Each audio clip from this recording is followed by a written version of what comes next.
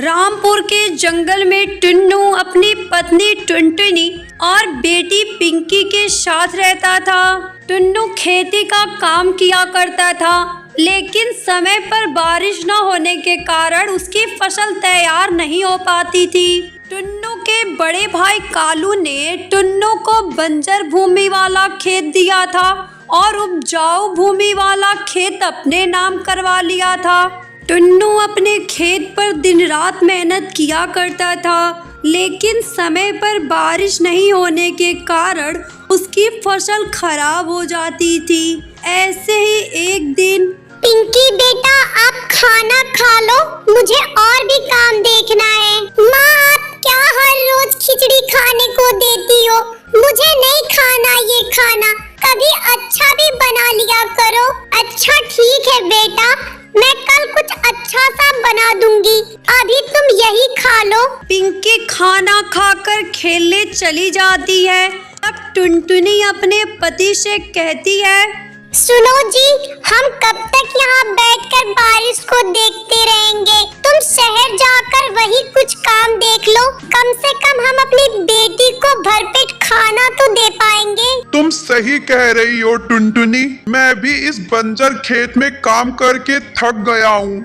अगली सुबह, अच्छा ठीक है टुनटुनी, मैं जा रहा हूँ, जल्दी से निकलूंगा, तभी शाम तक जंगल पार कर पाऊंगा और आगे से बस मिल जाएगी।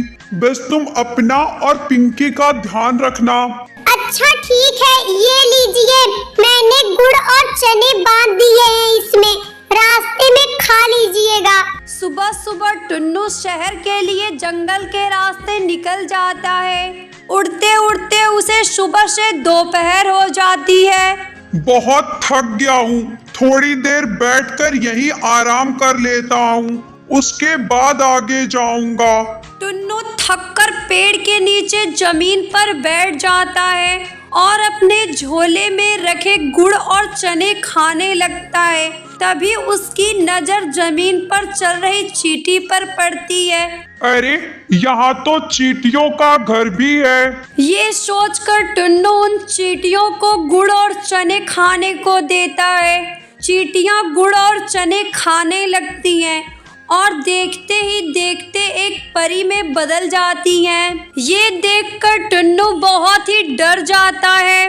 डरो नहीं, मैं एक जादुई परी हूँ। मैं अक्सर पृथ्वी लोक पर घूमने आया करती हूँ और जो भी पक्षी मुझे ईमानदार और सच्चा दिखाई देता है, मैं उनकी हमेशा मदद करती हूँ। तुम मुझे सच्चे और ईमानदार लगते हो। मांगो, तुम्हें क्या चाहिए? मेरे पास एक बंजर जमीन है, अगर आप उसे उपजाऊ बना देंगी तो मैं गांव में ही रहकर अपने परिवार का पेट भर पाऊंगा।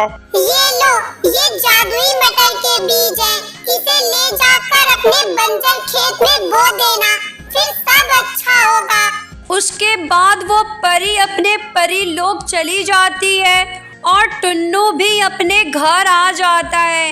वो घर आकर अपनी पत्नी टुनटुनी को वहाँ की सारी बात बताता है।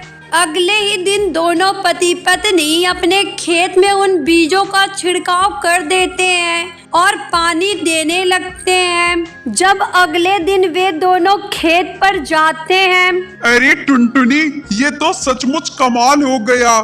अरे ये मटर की फसल तो एक दिन में ही तैयार हो गई। टुन्नू का सारा खेत मटर की फसल से भरा हुआ था। ये सब देखकर जंगल के सभी पक्षी बहुत ही हैरान थे। टुनटुनी, चलो हम इन मटरों को तोड़कर बाजार में बेच देते हैं। उसके बाद टुन्नू और टुनटुनी 4 बोरी मटर तोड़ते हैं और टुन्नू उन्हें ले जाकर बाजार में बेच देता है, जिससे उसे कुछ पैसे मिल जाते हैं।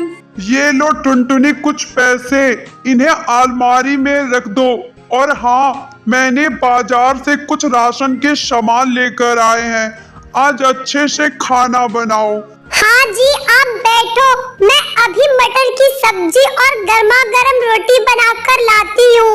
उस दिन रात को सभी भरपेट खाना खाते हैं और सो जाते हैं। अगले दिन टुन्नू फिर से मटर तोड़ता है और उन्हें बाजार में बेच देता है, धीरे धीरे करके उनके घर की हालत सही होने लगती है और वो सभी अपनी जिंदगी खुशी खुशी बिताने लगते हैं।